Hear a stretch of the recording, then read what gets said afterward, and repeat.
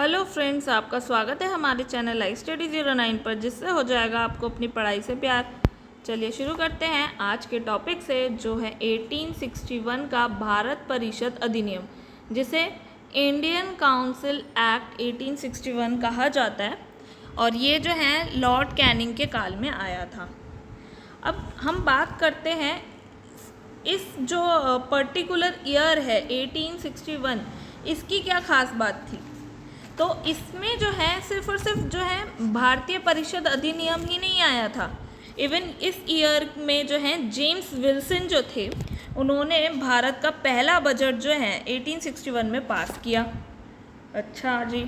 दूसरा क्या, भारतीय उच्च न्यायालय अधिनियम 1861, ये भी इसी ईयर है। जो हमने अपनी पिछली क्लास जो है लॉर्ड कैनिंग की कवर की है, उसमें भी हमने ये पढ़ा था। जैसे ये जो उच्च न्यायालय है, अब उसको जो है इस्टेब्लिश किया गया, और जितना भी पुराना सिस्टम था जैसे सदर अदालत वगैरह का, उसको ख़त्म कर दिया गया, और उसके जितने भी केसेस थे उच्च न्यायालय को दिए गए, और उच्च न्यायालय को ये पूरा अधिकार दिया गया कि वो रूल्स और रेगुलेशंस को बनाए। और अब इसी तरह जो है भारतीय, ये असैनिक नहीं है, यह है भारतीय सैनिक सेवा अधिनियम 1861, जिसे इंडियन मिलिट्री सर्विस एक्ट भी बोलते हैं। अब ये जो है ये क्या था, इसमें जो है सेना में भर्ती, उससे प्रशिक्षण, सेवा की अवधि, सैन्य मामले, इन सब की जो है ये एक रूपरेखा दे देता था। तो ओवरऑल क्या है, इन सब चीज़ों से क्या इंश्योर किया जा रहा है कि भाई जो है ना भारतीयों की भागीदारी को अब सुनिश्चित करना है, क्योंकि 1857 की क्रांति का हाल देख लिया। अब जो है भारतीयों को जो है श्योरली इंक्लूड करना है। इससे क्या है, इसीलिए इसे सहयोग की नीति या उदार निरंकुशता का जो है उसे कहा गया। अब हम बात करते हैं कि जो 1861 का इंडियन काउंसिल एक्ट है, इसके अंदर क्या था। तो पहला पॉइंट जो है, अब इन्होंने क्या किया, कुछ नए प्रांत बनाए और उनमें जो है लेफ्टिनेंट गवर्नर को बिठा दिया। ठीक है।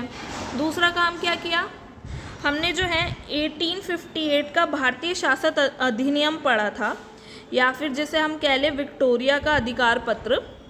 उसमें जो है केंद्रीय परिषद, जो बेसिकली वायसराय की परिषद होती थी, उसमें 4 मेंबर्स के बारे में पढ़ा था कि 4 मेंबर अपॉइंट होते थे। बट 1861 के जो एक्ट है, उससे जो है एक मेंबर और ऐड कर दिया गया जो है। ठीक है। अब वो कौन था, वो था विधिवेत्ता, जो बेसिकली कानून का जानकार होता था। तो ओवरऑल जो है इसको ना ILC कहा जाने लगा। अब ILC क्या, इंपीरियल लेजिस्लेटिव काउंसिल। ठीक है, इन सबको ठीक है, ये भी जान लिया। और क्या क्या किया भाई, और क्या था इसमें प्रोविजन में, तो भाई इसमें क्लियर कर दिया गया कि लॉर्ड कैनिंग ने जो है विभागीय व्यवस्था की स्थापना की। बेसिकली इस एक्ट में आया तो उसने जो है इसे इम्प्लीमेंट किया। अब विभागीय व्यवस्था कैसे, जैसे आज गृह मंत्रालय है, ऐसे हर काम के लिए शिक्षा मंत्रालय, हर काम के लिए अलग मंत्रालय होते हैं ना, वही मंत्री जो है मंत्रिमंडलीय परिषद एक तरह से वो बनाई, जो पहले एग्जिस्ट नहीं करती थी। नेक्स्ट क्या किया, कानूनी व्यवस्था को और बेहतर बनाने के लिए उन्होंने क्या किया, और लोगों को ऐड किया। बेसिकली अभी हमने बात की थी कि जो है 5 मेंबर्स हो जाएंगे। ठीक है, उनकी जो है एग्जीक्यूटिव मेंबर्स कह लो, या फिर जो है अभी हमने बात की इंपीरियल लेजिस्लेटिव काउंसिल जो है, उसमें 5 मेंबर होंगे। पर क्योंकि भाई हमें इन्होंने बोला कि मिनिमम 6 हो सकते हैं और मैक्सिमम 12, तो अगर हम मिनिमम को 6 को उन 5 के साथ जोड़ते हैं तो हमारा रिजल्ट निकल के आता है कि मिनिमम 11 लोग हो सकते हैं। अगर मैक्सिमम की सिचुएशन को देखें, अगर उन 5 के साथ 12 जोड़ दिए जाएं तो भाई 17 बनता है कि मैक्सिमम 17 हो सकते हैं।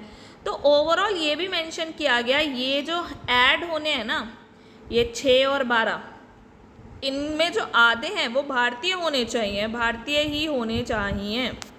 ठीक है, तो इसीलिए अब अगर 6 है तो इसका हाफ 3 होगा, अगर ये 12 है तो इसका हाफ 6 होगा। ठीक है। अब जो है नेक्स्ट क्या बोला गया भाई कि भाई कुछ स्पेशल कंडीशंस होती हैं जिनमें उन्हें लगता है कि भाई खतरा है या कुछ भी है, तो वायसराय जो है अध्यादेश जारी कर सकता है। बेशक उन्होंने इंडियंस को इंक्लूड किया, पर उनका क्लियर पर्पस था कि भाई जब भी स्पेशल कंडीशन आएगी तो वायसराय के पास इतनी शक्ति है कि वो अध्यादेश जारी कर सकता है। तो ओवरऑल अगर हम इस जो है इंडियन काउंसिल एक्ट में देखें, बातें सारी नॉर्मल हैं, जैसे हम पिछले चार्टर एक्ट्स में पढ़ते आ रहे थे। कई बारी जैसे उनके जो एग्जीक्यूटिव मेंबर्स होते थे उनके नंबर्स चेंज होते थे, तो वही सीन इधर भी है, यहाँ पे भी नंबर्स ही चेंज हुए हैं। बट जो सबसे इम्पॉर्टेंट बात है ना, जो इसे डिफरेंट बनाती है, वो है विभागीय व्यवस्था जो इस एक्ट के थ्रू आई। ठीक है, तो यही है, ये जो है मेनली एग्ज़ाम में इस पे क्वेश्चन बनता है, तो यही पॉइंट जो है उठ कर आता है। चलिए, आई होप आपको आज की क्लास अच्छी लगी होगी। Thank you for watching. Please जो मेरी वीडियो है उसको लाइक, शेयर और सब्सक्राइब ज़रूर करें, और नए अपडेट्स के लिए बेल आइकन को ज़रूर दबाएं। कमेंट्स में अपने फीडबैक, डाउट और सजेशन ज़रूर शेयर करें। मिलते हैं नेक्स्ट वीडियो में, तब तक के लिए गुड बाय।